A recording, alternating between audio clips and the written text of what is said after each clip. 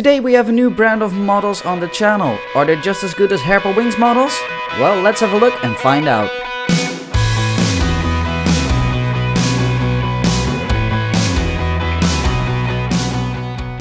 Hi there, Spectre here and welcome to a new review, and today we are taking a look at a Korean Air cargo McDonnell Douglas MD-11 freighter made by StarJets, which came in here at Review Airport from Seoul in South Korea, and after its turnaround it will continue its journey towards the USA.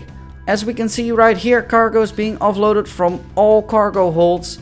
We already have some fueling going on and there is maintenance on the scene to do the in-between flight checks. And here we have a bus just pulling up to pick up the crew, which should indicate that we still have plenty of time to take a look at this beautiful three-hauler bird.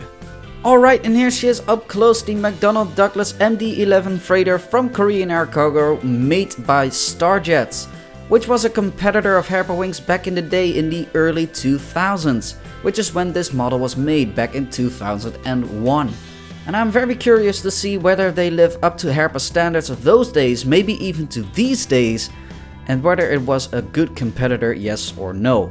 But without further ado, let's start at the front of this aircraft when we take a look at the cockpit windows, which look very nicely detailed if you ask me, and we have the window wipers included as well.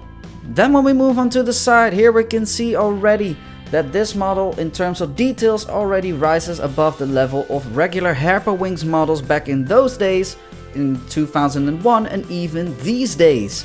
Here we can see loads of different small details along the fuselage, which is really awesome to have. You don't even see this many details on Herpa Club models these days. And besides that, we of course have the writing of Korean Air Cargo along the fuselage, and we also have here the door to the main deck cargo hold. And underneath the cockpit windows we have some writing in Korean. I assume that is the name of the aircraft, but I'm not sure. Then when we move even further along the fuselage, just above the wings, we have a very tiny detail, which is actually very nice, which says Visit Korea year 2001. Which, as I said, is the year when this model was made. It's a very nice little detail, to be honest. I like it. Now we can take a look at the engines, which have been given this grey color, which is actually kind of a nice contrast compared to the very colorful fuselage.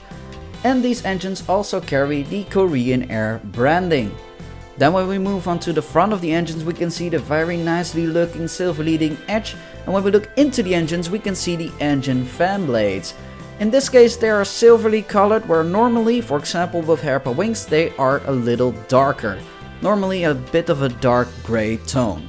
But I must say I also quite like this, even though it is not as realistic. And when we move on to the backside of the engines, they look decent. It's nothing special, but it still looks good. And also the main landing gear here looks quite nice. And a little note, these gears are made out of metal. I wish that was a standard at Herpa Wings as well as it is at StarJets.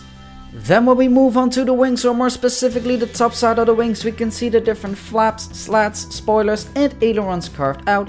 We have some different shades of grey for additional detailing, which really looks good if you ask me, and we have the full registration code of the aircraft. Then when we move on to the underside of the wings, we can see the different flaps, slats and ailerons once more, and we have the full registration code of the aircraft once again.